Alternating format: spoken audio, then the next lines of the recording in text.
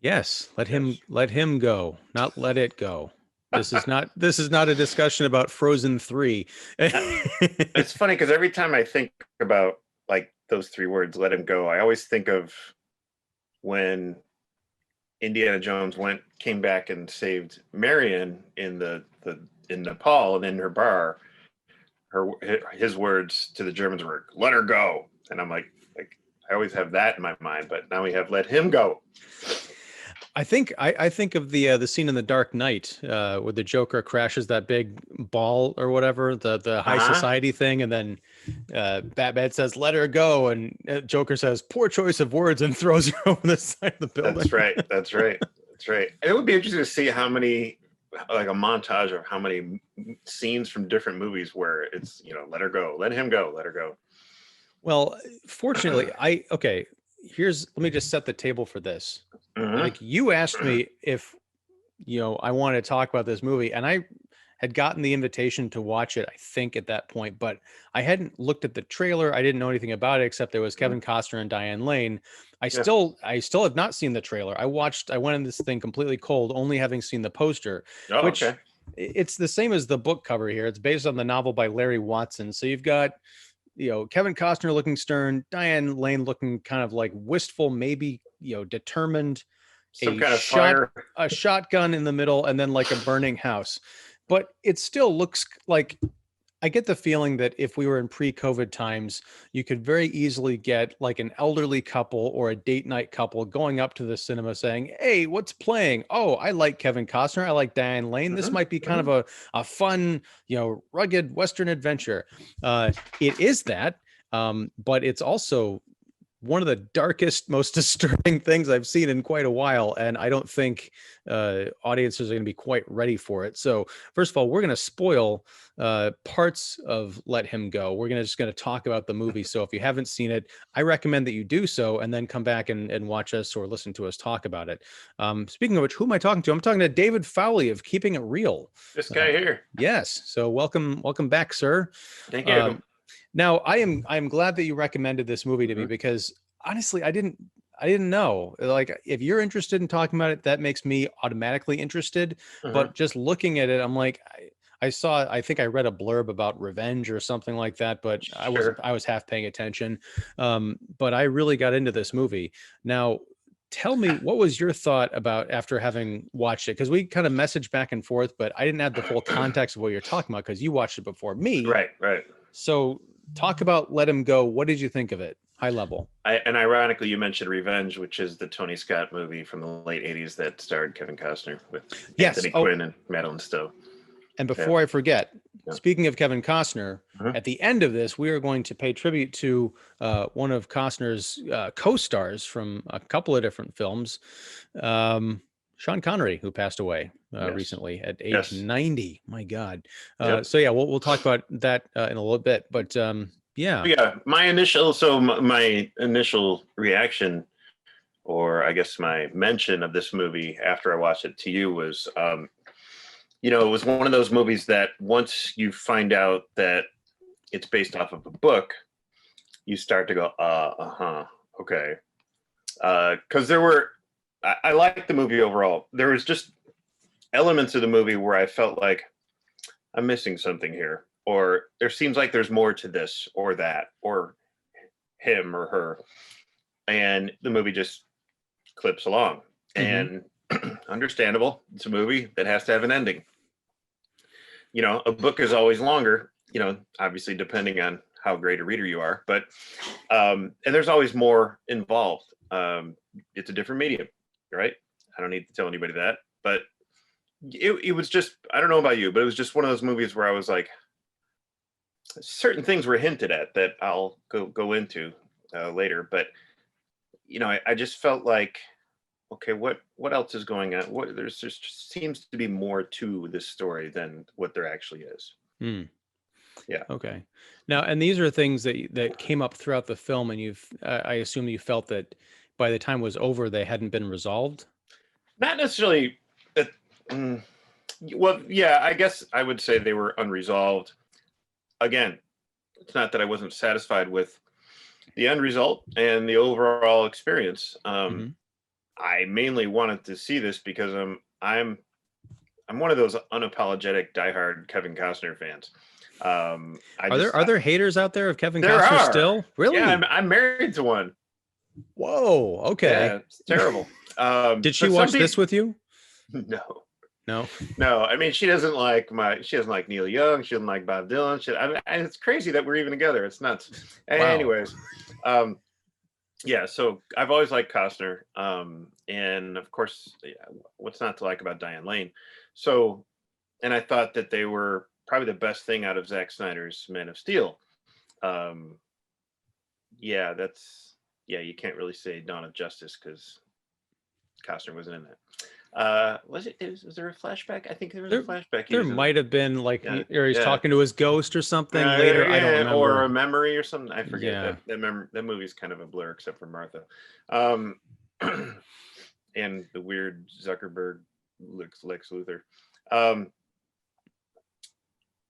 Yeah, so I was in just with the idea of, I actually didn't know this was a period piece even with the trailer. I just thought like rural, no cell phones, cool. You know, it could be modern day. Yeah. But as soon as I started to see, okay, wow, that's a really old car. They really kept that in good shape. And then I'm like, no, there's more old cars here. So this is like 1959, 64. 64? Yeah, because okay, mainly takes place in 64 because the sun dies in 61. Holy cow, spoiler. Right, yeah. Well, it's not exactly a spoiler because that happens in the first 5 minutes of the movie. True. Right. And that's one of the things I think that started me scratching my head.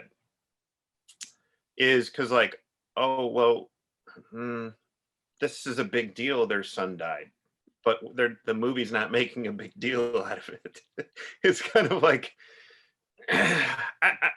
there's part of that I appreciate, but I think for what this couple is about to embark on, for the death of their son to be this kind of impetus, I thought that it would be a little bit more, I don't know, detailed or dramatic. But you know, they just kind of find him on the ground next to his horse by a creek. Yeah, and that was, you know, I appreciate that because it begins a mystery that's answered, I think, throughout the course of the film. Because let's just set this up. So you've got George and Margaret. Is it not to be confused? Blackledge or something? Yeah, Blackledge, yes. Yeah. And they go over the black ledge of, you know, revenge. But okay, it's first of all, I didn't pick up on the Man of Steel connection until like 20 minutes into this movie. I'm like, why is this so familiar to me? Well, because like I had forgotten most of Man of Steel, and Kevin Costner doesn't, like, he makes it like maybe halfway through. And I had honestly forgotten that Diane Lane played Martha Kent because there's so little acting in those movies that it doesn't even, nobody stands, like Amy Adams is in those movies, fantastic actress. She could just be anybody. She was oatmeal. But it was weird because you know, you've got George and Margaret, and in that film you had John and Martha. I'm like, and I'm sidetracking here, but I gotta say, one of the coolest things that was a revelation to me about this film, I think it'll be for people who read comic books.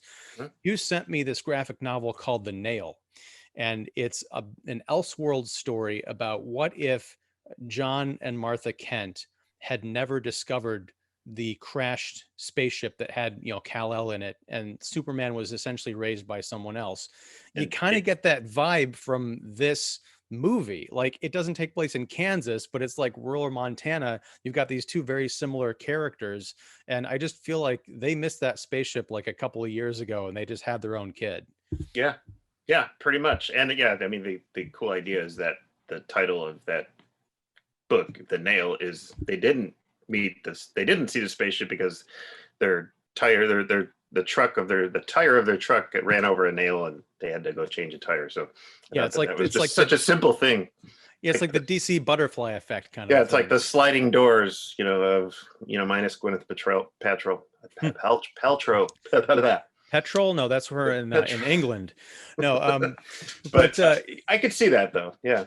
so, but I like these actors a lot, and I like Yeah. this story as it unfolds. What I'm talking about, the mystery is their older son James. They're ranchers, and he's very much in love with his horse. And one day, the horse comes riding back, but James isn't on it. So George, Kevin Costner, goes out and finds the body like lying in a creek, and he's very clearly dead.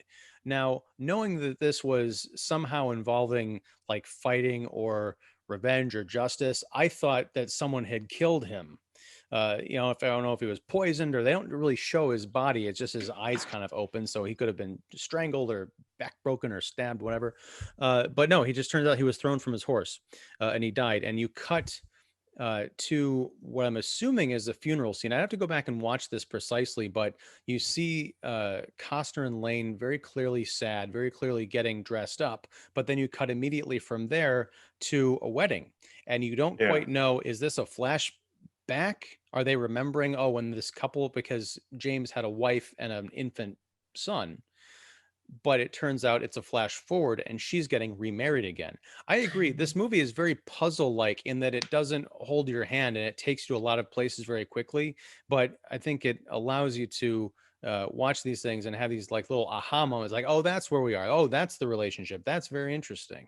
Right. Yeah. I felt like really, I mean, that what you just described takes place, I think, within the first 10, 15 minutes. Yes. Maybe just 10 minutes.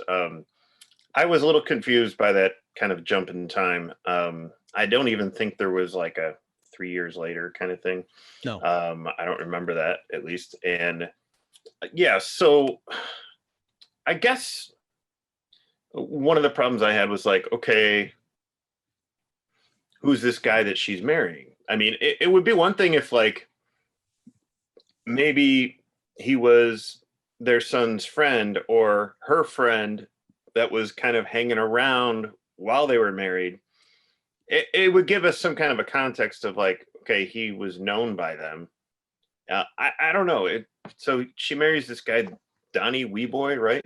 Mm-hmm. And she, meaning Lorna Blackledge, played by Kaylee Carter, and she's the daughter-in-law. And I do like, I mean, I think what this movie does well is give the audience an idea of what temperature the atmosphere is. And I think that even in that, we see it when he first finds his son's body. And we also see it in that kind of like, wedding scene. There's just that wedding scene. It's not like a happy time.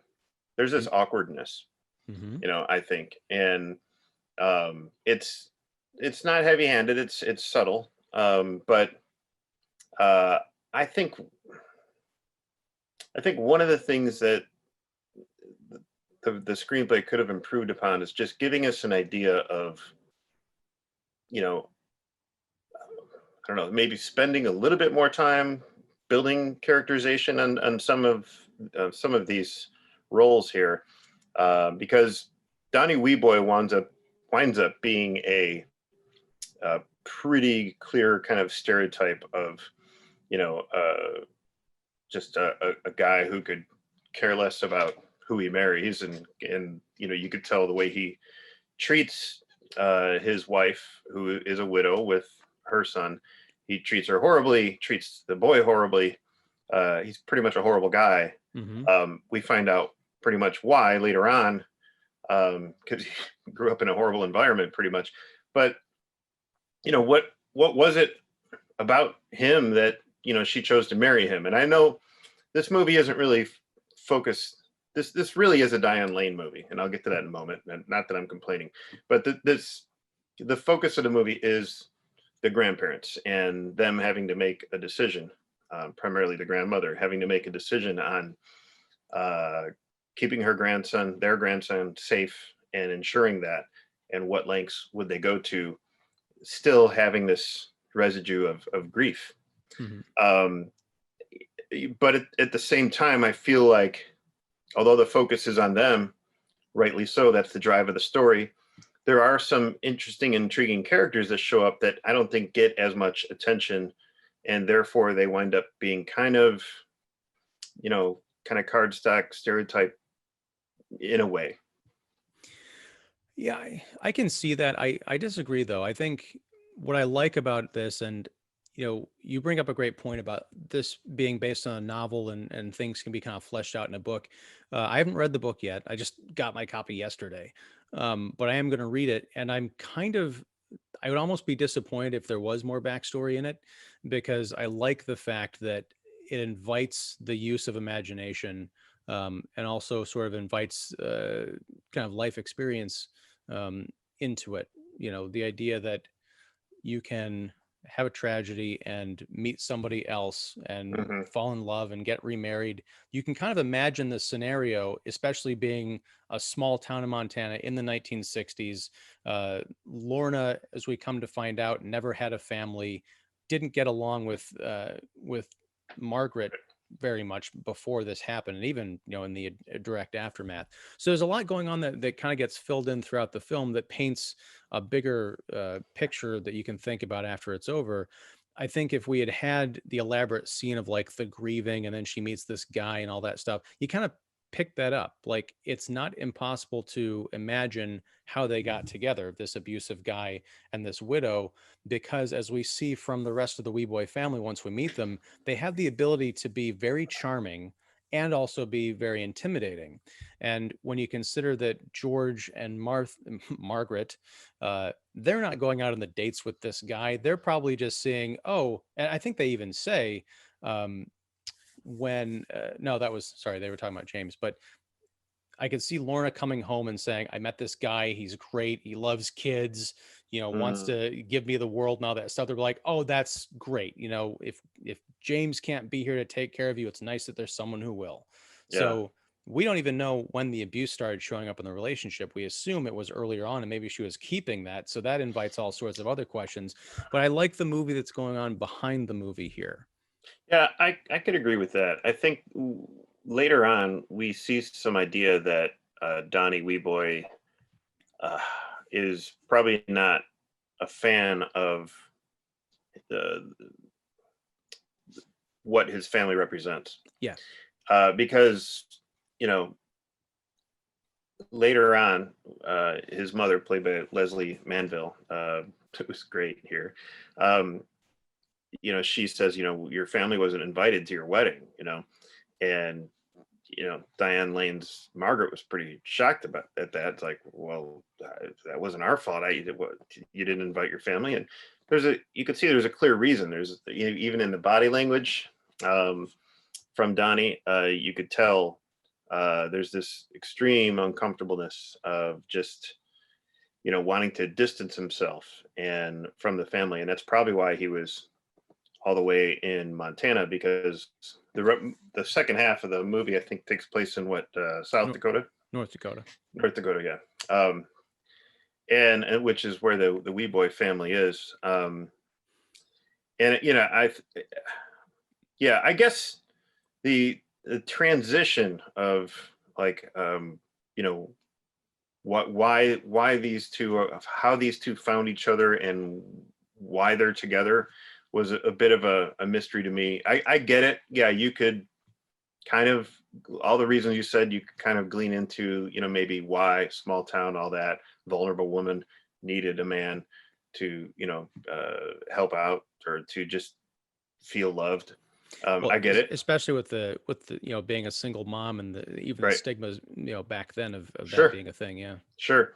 Um, yeah. So I guess I would have like maybe even liked at least one point where Lorna was like, I'm in over my head here, when she realized that this was a bad mistake, and again, we're seeing all of this through the eyes primarily of Margaret, Diane Lane's character. Um, so although I was kind of interested in, okay, why are these two together? That's not, it's not their story. So Hmm. I guess I could resolve myself to that. I get it. So there is kind of a bit of an impetus in this movie where Margaret is driving into town kind of like by a market, local grocery store, and in the parking lot, she sees Donnie, be abusive physically to their daughter-in-law Lorna and their young son. And it was also named James. I think it's James Jr. Yeah. Mm-hmm. So, that kind of thing is shocking to see, even if you weren't related to them. It is, and I think it's the way the director of this movie was, and who also adapted the screenplay, is Thomas Bezucha. Yeah. Bazooka Joe, I'll call him, even though his name's Thomas. But no, the way that he chose to shoot this scene, it's completely from Diane Lane's, Margaret's point of view. Mm-hmm. And it's almost, you don't hear any dialogue, you don't hear the argument, you just see the argument unfold from a completely innocuous event of a little boy dropping his ice cream to 2 minutes later, both he and his mom have been, slapped around in the parking lot. Yeah. It's chilling stuff. And to watch, again, yeah, I agree, this is Diane Lane's movie all the way, but just to watch her reaction and that kind of helplessness, like, is it my place to, storm out of the car? If that had been Donnie's mother, she would have gotten out of the car and killed those people. Killed them. I don't know really. Well, no, I'm saying if someone had done that to one of her boys, to one of the wee boys, yeah. if someone punching right. the pride and joy, sure. But Margaret has a completely different reaction. She goes back home, packs up everything, and resolves to set out to go and track down this. Oh, sorry. She goes over to the apartment, I think like the next day or whatever. They have a place in town because they've moved out of the in-laws house. Turns out the entire family is just packed up and gone somewhere. Mm-hmm. Yeah. And so she resolves to go find them because she can't let her grandson or her former daughter-in-law really be in that kind of an abusive relationship. Yeah. So she kind of recruits her husband, who goes along, willingly. He's a retired, I guess, cop. So it's not much Sheriff, I think. Yeah, it's not much of a question. So they set out. They have to go hunting, do some real detective work, talk to people. This trail of breadcrumbs as they find out, what's this wee boy family that we keep hearing about, and it strikes the fear of God into everybody who talks about them. Or like, oh yeah, you go look for them over there, but don't tell them, I sent you, that kind of thing. Mm-hmm. And when they finally track down an actual blood relative, because there's a couple of dead ends. Jeffrey Donovan playing Uncle Bill. So good. I only knew him really, I think, from the half an episode of Burn Notice that I watched. But it's a good show. Yeah. Well, it's Bruce Campbell. I never got into it. But he's so chilling. Wait, are you saying you never got into it because of Bruce Campbell? No, I'm saying it's Bruce Campbell. Sorry, that was poorly stated. Yes, I love Bruce Campbell. Okay. It's Bruce Campbell. I should love it. I just never got into it. There you go. Okay. Yeah. So it's like a no-brainer. Yes. Of course it's good. Or a man with two, no, not he did a Brains movie. It was like something. Anyhow, they track this guy down. He says, oh, sure, they're staying over at my, at the Blanche's house, and she wants everyone to come over for dinner. And Kevin Costner, you can see, is very nervous about this. If Margaret is nervous about this, she's not letting on. And in fact, this is Diane Lane's movie, as we've discussed. What I love about this, because in the last several years, we've been in the era of the strong female character. But what I like about Margaret, as played by Diane Lane here and as written, is that she is a very flawed strong female character. She makes a lot of bad decisions that gets a lot of people and herself into deep trouble, but she also has the strength to back those up and get to solve those problems to some degree. And so they go to this family dinner, and it immediately becomes like something out of the Texas Chainsaw Massacre. Right, exactly. Oh, so uncomfy. It's like this weird dinner of manners where there's this seething tension right underneath, because you meet Blanche, who's the wee boy matriarch, and she's nice. In the shadows first. We first see her like off to the side, and then she steps in and she looks like Betty Davis somehow. Like, and what's the matter with Baby Jane or whatever? It's a really creepy scene. I love it. Speaking of comics, Hmm. Did you read Preacher? Parts of it, not all of it. Did you read the storyline when we find out about Jesse Custer's origin? No, no. Because I would be damn surprised if Larry Watson was not a fan of Preacher, because it's eerie how similar the Wee Boy storyline is to that comic book, Hmm. complete with the one guy who is raised in an abusive family escapes and then gets kind of drawn back in, and there's like two abusive murderous older brothers. There's Uh-huh. the really witchly matriarch of the, it's crazy. You should go read, it's one of the collections out there. But Okay. um I'm saying, if you're a fan of comic books, this is oddly enough a movie I think that you really get into, even though it doesn't look like it from the poster. Well, yeah, it's also a very it definitely feels like a pulpy modern noir western. Yeah, western, a pulpy western. Um, and it is the kind of like, someone who has good intentions drags somebody who has their back into a situation that gets, you know, they're in over their head, and they don't have a whole lot of other people to help them, and they have to try and, make it work somehow. And it just feels, I don't know, there's some elements where it feels like, oh, I've seen situations like this before. You refer to Texas Chainsaw Massacre, uh, or, oh, I've seen characters like this before. But the actors are so good here that you just really don't care about it, and you just, like I said, you go back to just feeling the temperature of the situation. Yeah. And it's just like the temperature in that room, in the dining room, was like, because they were about to, like, you know what, like, she was kind of toying with them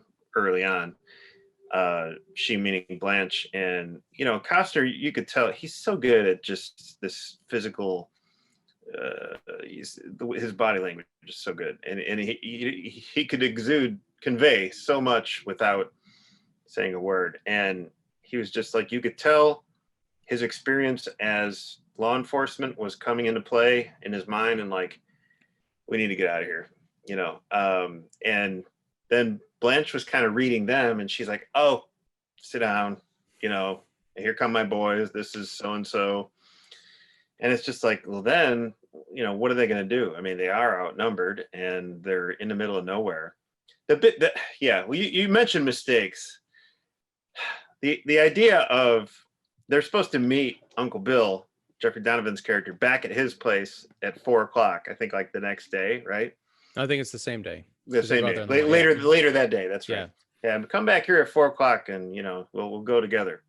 Well, we'll go together usually means what? We're all in the same car, right? No problem. No, you could follow me there, but one of you is going to have to come with me so you know how to get there. I was like, oh, yeah, no. And of course, you knew that Diane Lane's character is going to be like, I'll go, Yeah, and even Kevin Costner's like leaning out the door, is like, wait, no, and she's already slammed the door and is like halfway Yeah. over to the truck.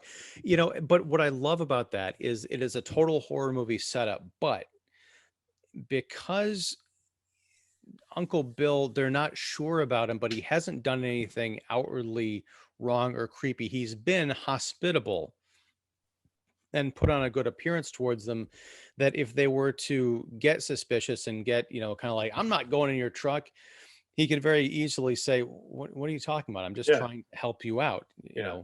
He's You're sinister, but he's got that plausible deniability of right. his character. Right. Plus the fact that they're out in the middle of nowhere. So it very could easily be that that Blanche's house is out somewhere like this windy, twisty place. And Sure. especially if things go south while they're at the house, they'll need to get the hell out of there and be able to get back to something resembling town. Yeah. So Yeah. it's like, I mean, they're stuck. it is good that they have their own vehicle. It's better than them all going in with Uncle Bill's vehicle. But still, there is no way I would let my wife get in a car, somebody else's car, somebody I just met. No. Well, you say no way that it would let you. What is that? Bill, when he's driving with Margaret, says, yeah. "You strike me as the kind of woman men are always asking permission of." So she's got that air about her. Like, if she wants to do something or doesn't want to do something, she's going to do it or not do it. Yeah. Yeah. It's really, and you feel like, she's an interesting character because you feel like she could handle her own, but you also feel like she's somewhat, and maybe it's because she lives out in the boonies with her husband that she trusts. He's a strong, reliable guy. I'm not saying she's naive, but I think that like when you're not around people as much, you kind of lose track of, how dubious they could be, and how misleading they could be. And she is still a very strong character. Mm-hmm. She's not dumb, she's clever. But at the same time, this guy, you could just tell by the way he's communicating and the way he's sizing her up, he's probably, done something like this before, Oh yeah, because the Wee Boys have a reputation. It's never quite established what that what they reputation do. come from. Yeah. It's not like they're necessarily a crime family, but they're very much a family that you don't want to, cross Oh yeah. by any means. But taking it back to comics again, when you're talking about Diane Lane's character, and I think it's a great point. It's almost like in The Dark Knight, where you've got all those wannabe Batmans dressing up and trying to take on crime, and they're all getting horribly beaten up and killed. It's like, Diane Lane was married, or sorry, I keep calling her that. Margaret was married to this sheriff who was a sheriff for like 30 years or something. So she's probably heard all the stories. She knows that he's come home every night so he can handle himself. So she probably figures, you know what?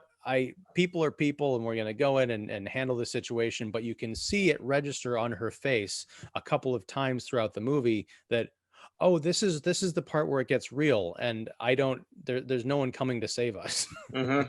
Yeah, and maybe I stepped, ahead too many steps here. Yeah, at one point, there's a confrontation in a motel, which is where the movie really takes a dramatic Oof. turn. And something happens. I don't want to quite spoil that, but something happens to the George character. And she says, I think she's cradling him, saying, "What have I done to you?" Not like, "What did they do to you?" She's like, "If I had just let him go." She's not wrong. She's not wrong. Right. It's a hard thing because, okay, I could understand the perspective of the grandparents. That's what's left of their son, right? Yeah. Mm-hmm. His son, their grandson. I get it. I feel like maybe they're rushing into this, and I was kind of curious, is like, okay, if you want to get your grandson back, you need to win over his mother. Yeah. And I think that they lost that chance when, in whatever short amount of time that she was living with them, there was this kind of rift between Lorna and Margaret. They just didn't get along. And so Lorna was kind of not feeling too bad about distancing herself from the Black Ledges anyway. Right. Because, like you said, she didn't have a family and she didn't feel close to James' family. So, I get it that you saw something violent happen to your daughter-in-law and their son, your grandson, but rushing into something like this probably isn't the way to win them over. But that's where the drama is, right? It's like, and I don't even know if if you could call it a revenge movie. It's more like a grief movie, right? Yeah. I think I had misread, or maybe I just had an assumption when I read the synopsis about revenge, because I'm like, you're right. It's not revenge. I don't even know how you categorize it. It is a grief movie. Yeah, for sure. I don't think you misread it because, now that you've watched the movie and you said you didn't watch the trailer, but when you watch the trailer, it definitely feels like a revenge movie or a rescue movie, if you will. Just when you watch the trailer, you'll see. But okay, so my question is, as I was watching this, the interesting dynamic or opposing approaches to parenthood that the Blackledges have and Mama Wee Boy has. I'm curious as to why Blanche Wee Boy even cares about Lorna and her son. Why does she want them within her tight grasp, that she, the same tight grasp that she has her sons in. Why does she care? I think it is like this weird legacy fascination because the first time we meet her, she sits down with the family at the table, and the first thing she really said is I came from Illinois. I married a guy who was out here, and then she starts talking about like there were 8 kids, and like one of them froze to death like out in the backyard, and one was killed in a car accident. There seems to be this like natural selection thing that is like targeting their family cosmically, and she is the matriarch of the survivors, and in order to stay alive, apparently according to her, they've had to just be nasty, and what's theirs is theirs, and no one's going to come and take it from them. So Yeah. I feel like once Donnie left and then was drawn back into the family, she's like collecting him again, and whatever he brought with is now hers. It's kind of like that like married thing, like what's yours is yours and what's mine is, or what's mine is mine, what's yours is mine, or something like that. So I think it's a pride thing. Now it's interesting because you almost get the feeling that, okay, little James is threatened, not with him on screen, but the wee boys, and I believe the sheriff, even the crooked sheriff that we meet later, who is straight out of Texas Chainsaw Massacre. Yeah. He comes and strongholds the Black Ledges and said, it'd be really a shame if you guys decide to stick around this town because something horrible might happen to that little boy. I could easily see them, the wee boys, killing James. Make it look like an accident or whatever, because they still have Lorna, and then they could have a pure bloodline version of that child, because as Wow. he's a bastard son from someone else. Right. Yeah. I want to talk about that sheriff scene, and this is in the hospital after the motel mishap. That's one of the scratching head moments I had. Is the sheriff indicates something, and maybe I was just reading this a certain way. Tell me if you saw this. Is that they mention? I don't know if the sheriff mentions or they, meaning George and Margaret, mention their son James died, and the sheriff indicates, oh yeah, and he says something else like as if he knows how he died. Like there's something more to James' death than him losing control, falling off a horse. Like, wait, where's this? What is this story hinting at here? I picked up on that too, but then it's within, I think, a couple of sentences that he starts talking about accidents. I don't think he's implying that the wee boys killed James or anything like that. I think what he's saying is it's a real tragedy that your boy fell off his horse. Wouldn't it be also tragic if something happened to, your grandson? That kind of a thing. Accidents happen around here, kind of a thing. Yeah, I guess I just felt like it seemed like he was indicating that there was another reason for James' death, which is like, what? Wait, what? Well, and that's why it's almost like this red herring that I'll let it pass, but it is kind of annoying because I picked up on that too, and I thought that maybe we're going to discover that, because we don't really see what happened with James. We see James Sr. Memories, yeah. Right. We see Costner finding him, and we see it a bit more detail later on, finding him in the woods. I thought it was going to be like, well, what we didn't see beforehand was the wee boys like knocked him off his horse or shot him or something like that. There's a mystery to his death, but there's not. It's just a red herring. But I picked up on that. I did pick up on what you were saying.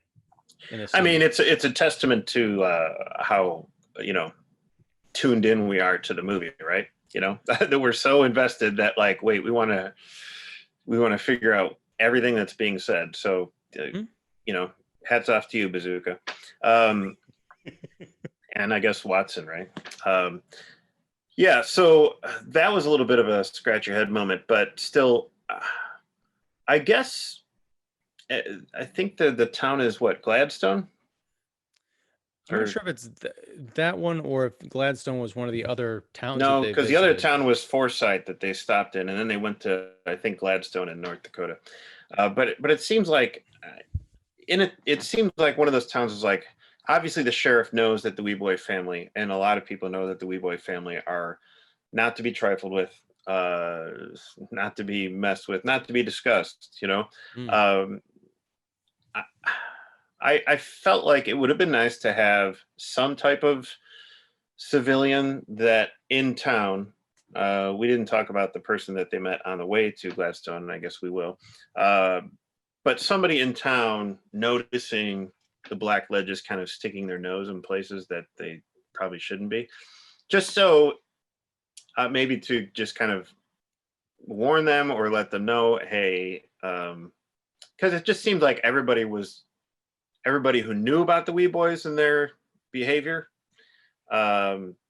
just either were allowing it, you know, like law enforcement and in on it, or, you know, just kind of ignoring it. And I feel like it would have been interesting to have at least one character, I don't know, a local bartender or hardware guy or whatever, just to be like, I know you guys are asking around and you really shouldn't be. This is what's going to happen, you know.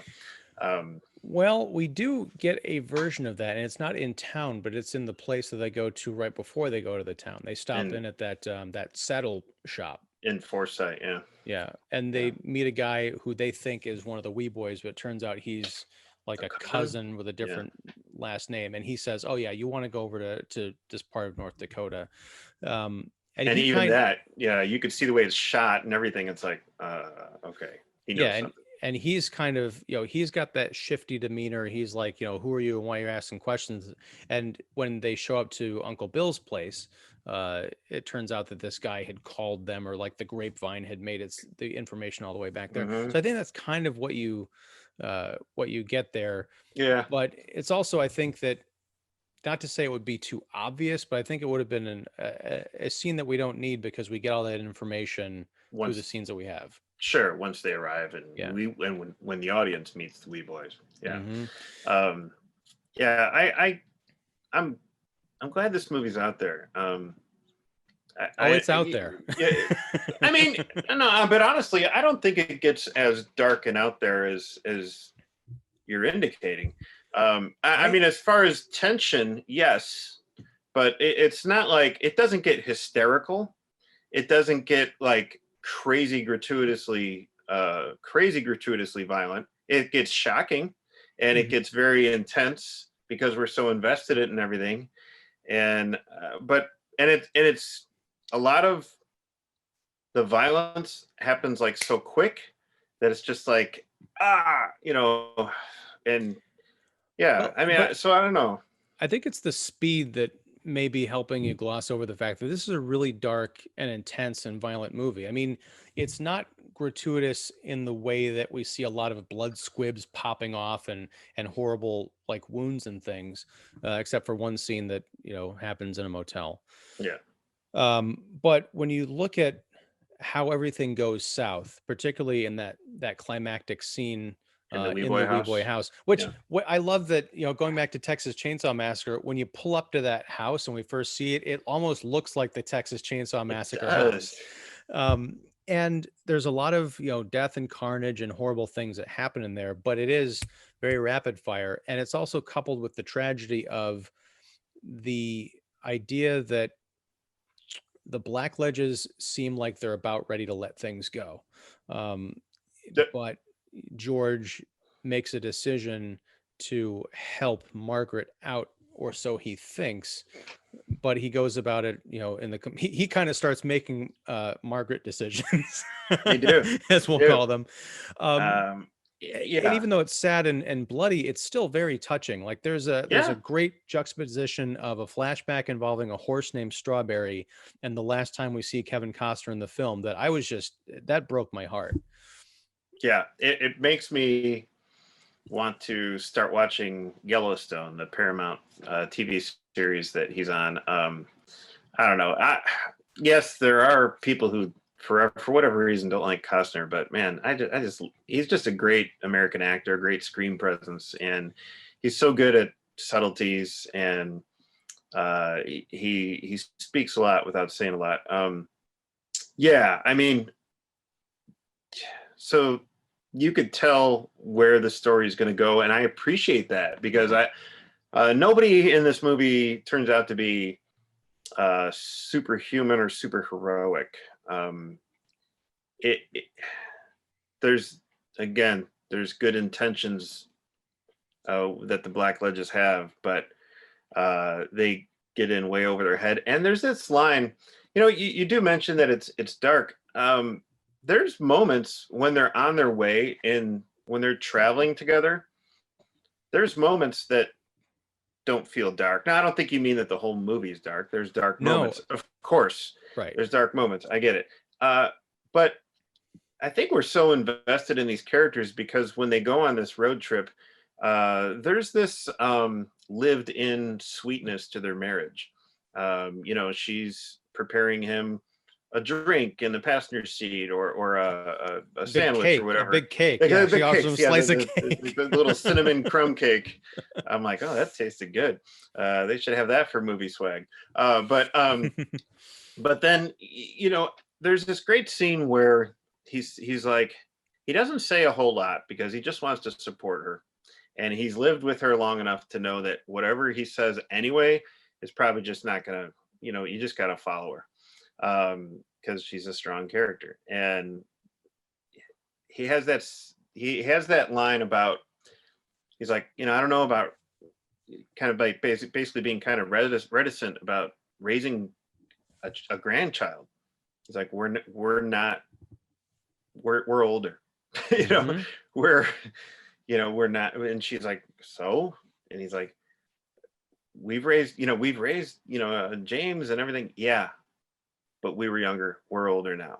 And I think that speaks a lot to the kind of the ending of the movie, where it's like the way this movie ends up isn't the way this movie would have ended up if, say, Diane Lane and Kevin Costner were each 20 years younger or something like that. Right. If this was a Kevin Costner movie in the late 80s, this just wasn't, and that's what I like about it, is that there's no, it's not a happy ending, really. It's bittersweet, but it's kind of realistic in a way. Yeah. Although this movie's full of, heightened, drama. Like I said, it doesn't get hysterical though. But I do like how, George makes these decisions and, knowing that there's, probably no turning back kind of thing, and things aren't going to go the way he maybe would have wanted.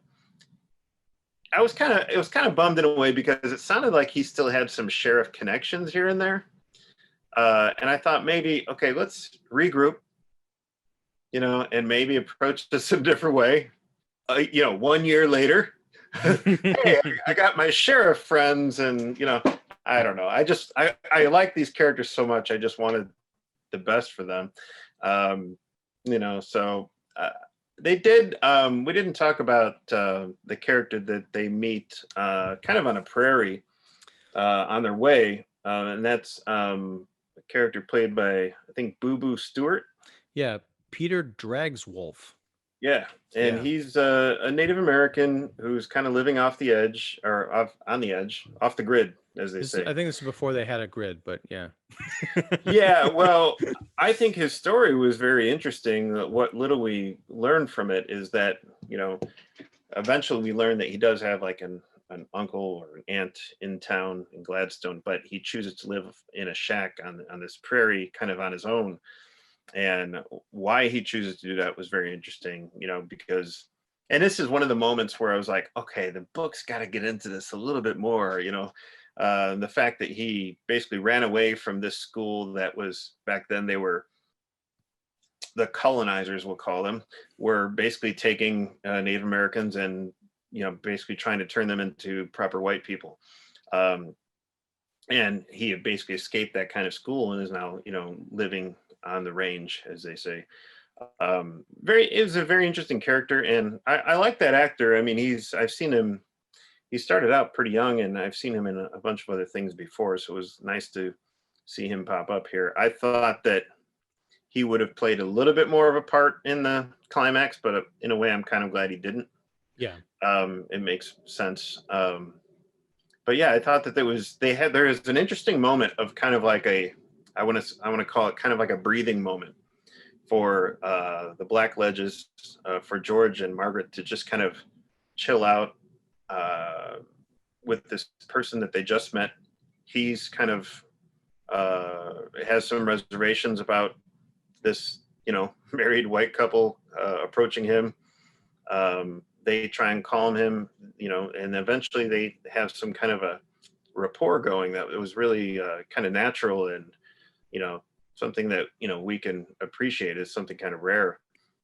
They connect in a way. And I really like that. I thought that was a nice kind of breathing moment for everybody. Yeah, I like that he's introduced earlier in the film and then it just kind of goes away. And then when he pops up later, it's a nice moment of reconnection. And Margaret kind of gets one of her ideas. And it's at this point that George says, no. Right. Because you do wonder about that, like how that would have worked out. And it's possible Yeah. it could have, but George very, clearly he doesn't just poo-poo it. He kind of plays it out logically for her. And she's like, yeah, that wouldn't have worked out. Which I think in a way sort of leads to the climax of the film and those decisions that are made there. So it's all good. I think you're right. It's not a movie full of darkness. In fact, there's a lot of light in here, which I think makes you said that you can kind of predict what's going to happen.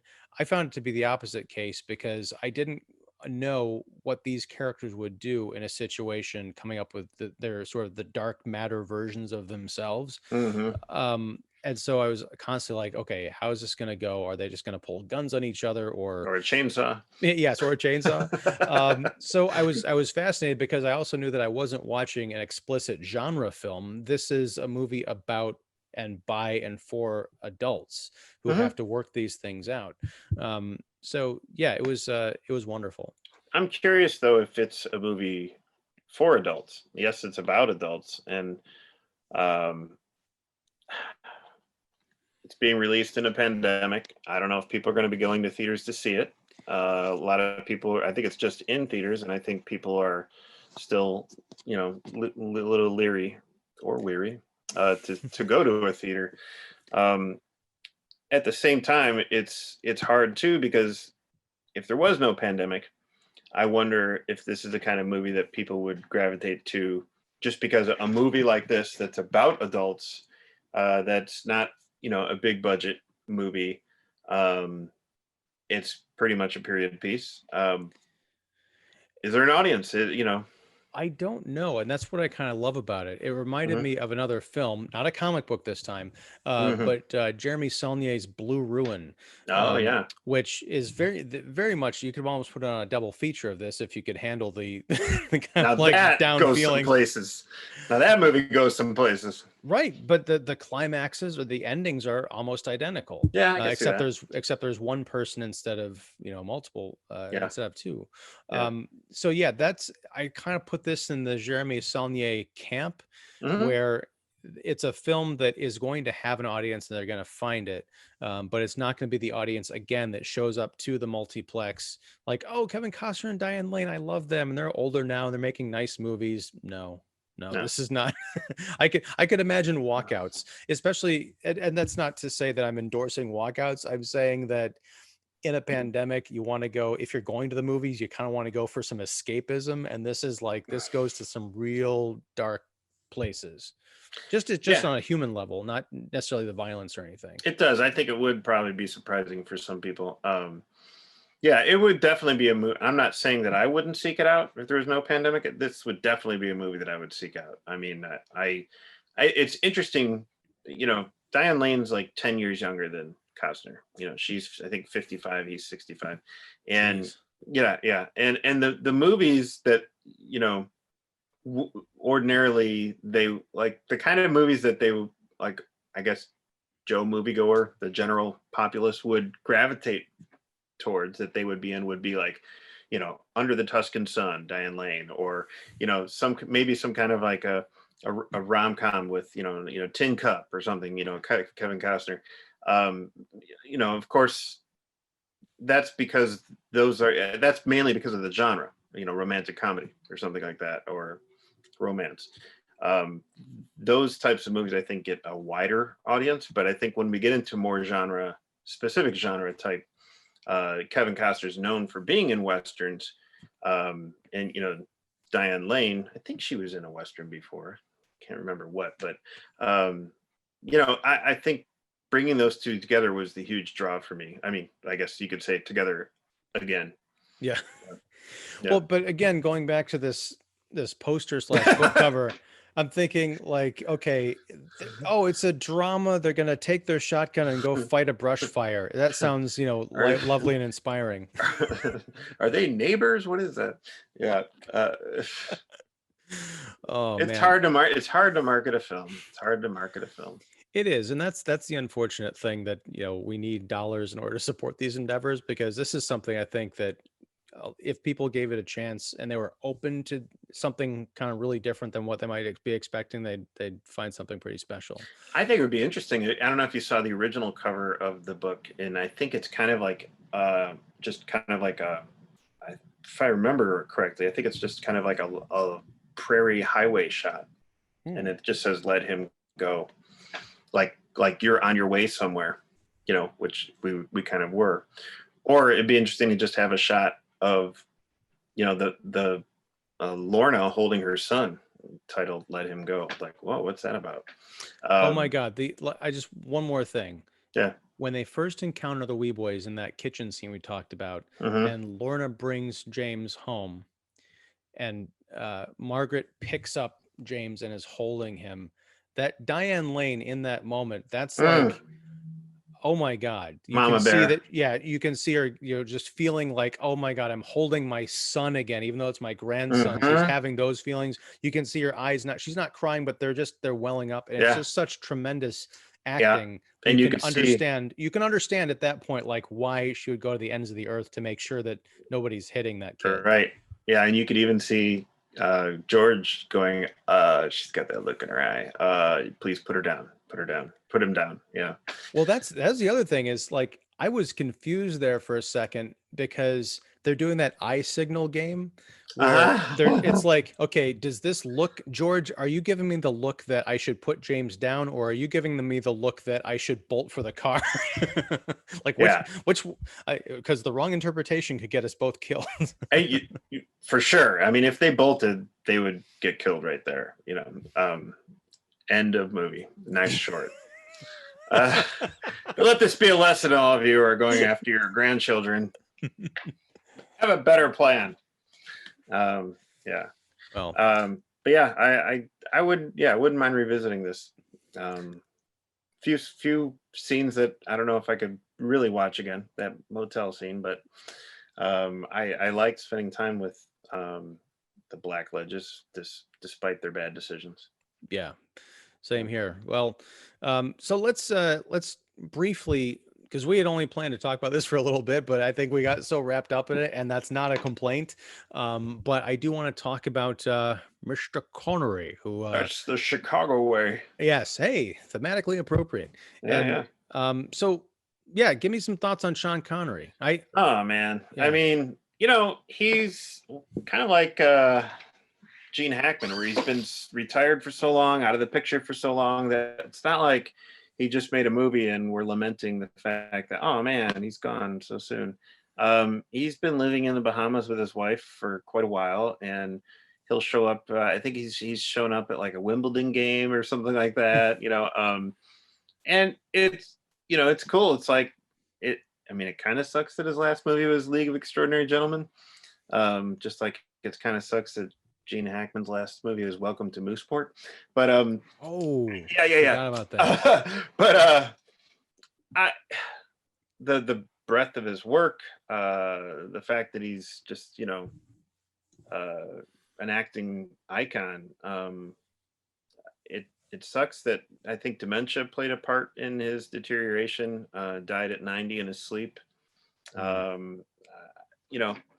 feel bad, but I'm glad he wasn't like, in a terrible way. I'm glad it wasn't COVID or something like that. But man, I mean, I grew up watching the Bond movies on like the ABC Sunday night movie, with my dad. It's just that's Bond, but it's amazing to see yes, he's recognized as being the Bond, the best Bond and everything. But the like I said, the variety of the different characters that he's played over the years is very interesting to look at. Time Bandits, the Untouchables with Kevin Costner, which he won an Oscar Best Supporting Actor for. But romantic comedies like Playing by Heart, Wrong is Right, a seldom seen 70s movie, The Anderson Tapes, so many movies. Highlander, Dragonheart. Yeah. I am the last one. So bad. How the But hell did that become like one of his big like pop catchphrases? Like nobody saw that movie, but that's like yeah.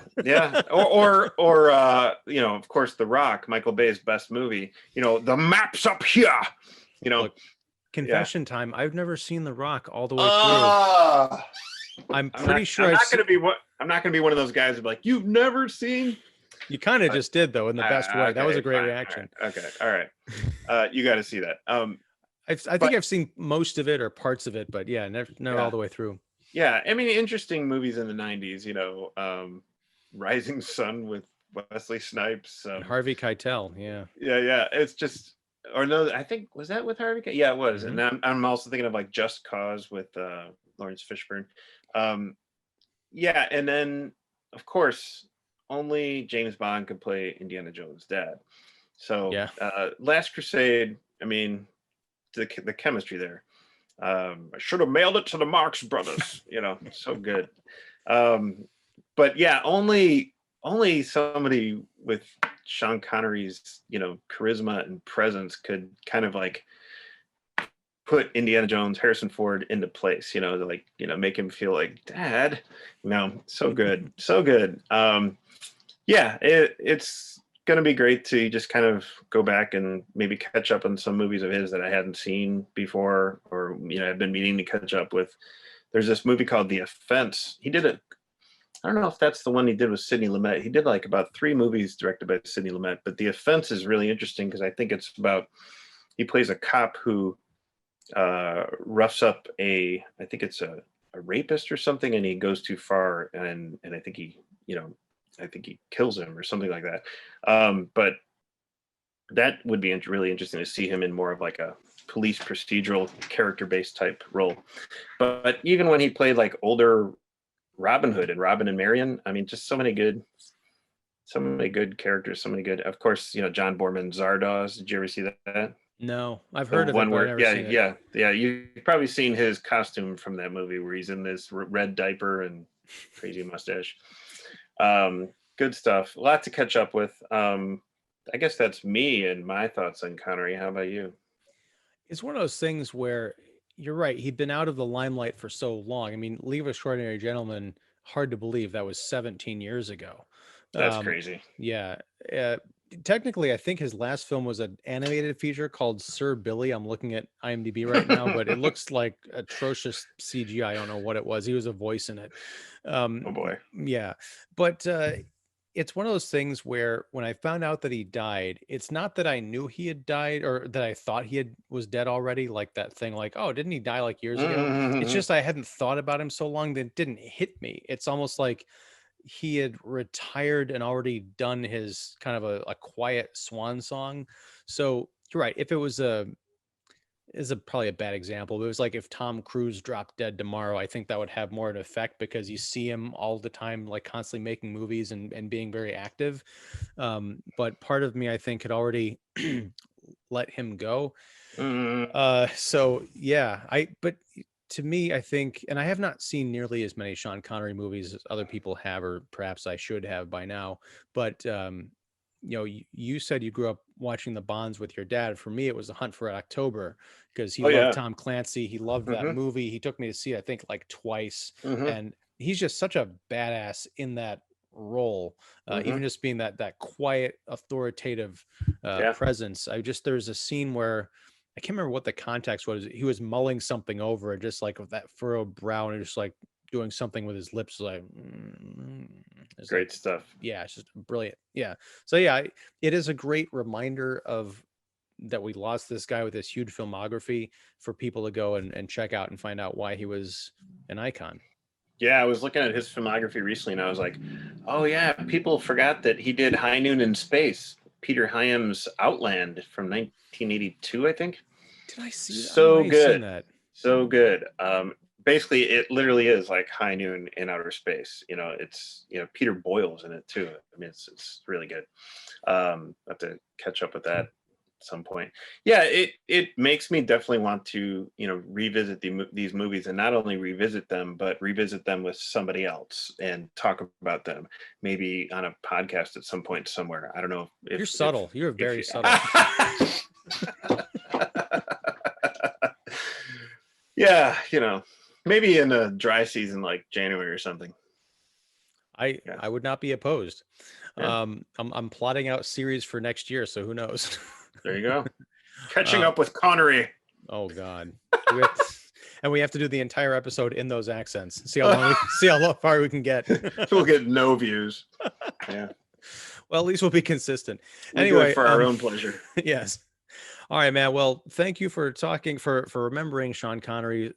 Was he a Sir? Was he a Sir Sean Connery? Okay. Sure.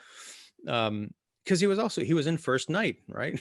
Oh my gosh. And it's I saw a lot of people remembering him on social media, and I'm like, really? People really remember him mainly for that movie was memorable for people? I don't know. Anyway, I guess it depends on how old you were. You know, it's always you never know. Somebody's movie is somebody's first movie. That's true. Like some people, it's like Sean Connery is James Bond. For other people, Sean Connery, is, Marco Ramius from Red October. For some people, he is Finding Last Forrester. Dragon. Or Finding Forrester. Oh, that was a good one too. You're the man now, dog. Oh boy. Yeah. Anyway, we're gonna let this one. I was gonna say go again. I gotta get this off my brain. But yeah, thank you for talking about Let Him Go and Sean Connery. This has been great. I'm sure we're gonna talk about something else suspiciously soon. In fact, watch out in the near future for a podcast / YouTube where we're wearing the exact same clothes. So yeah, I can take this off, I guess. No, please. Okay, all right, please. yeah. All right, man. Take it easy. Thank you, and we'll talk soon. Very soon. Bye.